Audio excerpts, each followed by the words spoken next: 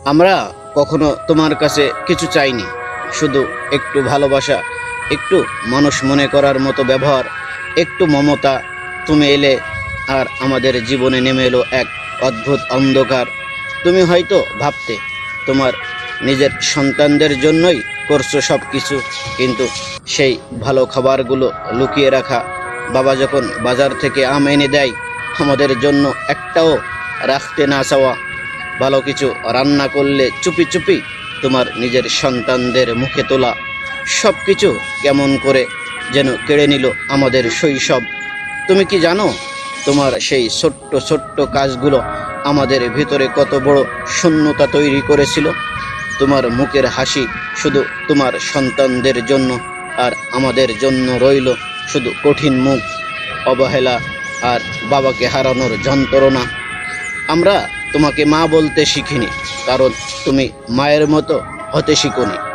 আমরা শুধু দূর থেকে দেখেছি কিভাবে আমাদের হক তুমি চুরি করেছো, আমাদের জন্য বরাদ্দ খাবার, ভালোবাসা, এমনকি বাবার মনও তুমি তোমার দিকে টেনে নিয়েছো। তুমি কি কখনো রাতে একা বসে ভেবেছো তুমি আমাদের মুখের হাসি চুরি করেছো, আমাদের চোখের আলো কেড়ে নিয়েছো?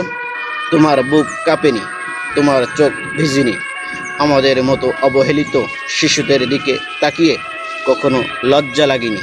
তুমি কি জানো এই পৃথিবীর আদালত হয়তো তোমাকে ছেড়ে দিবে, কিন্তু সেই মহান ন্যায় বিচারকের আদালত, এই চুরি, এই অবিচার একদিন তোমাকে জবাব দিতে হবে। তখন কি করবে তুমি? তখন আমাদের মুখের দিকে তাকিয়ে বলতে পারবে, হ্যাঁ আমি করেছি, আমি কেড়ে নিয়েছি, চুরি করেছি তোমাদের প্রাপ্য অধিকার। তোমাকে বলেছি এখনো সময় আছে, ক্ষমা চাও। হয়তো আমরা ক্ষমা করব না, তবু চেষ্টা করো, কারণ ক্ষমা চাইলে অন্তত নিজের কাছে একটু হালকা লাগবে।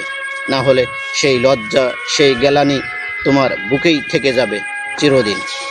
আমরা এখনো বেঁচে আছি, শ্বাস নিচ্ছি, কাঁদি, তোমাদের অন্যায়ের বোঝা বয়ে চলেছি, কিন্তু আল্লাহ আমাদের ভালোই রাখছেন। এটাই আল্লাহর রহমত।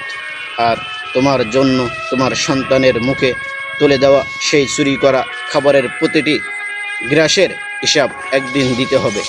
তখন আর কেউ পাশে দাঁড়াবে না, সেদিন শুধু তুমি, তোমার লজ্জা আর আমাদের কান্না।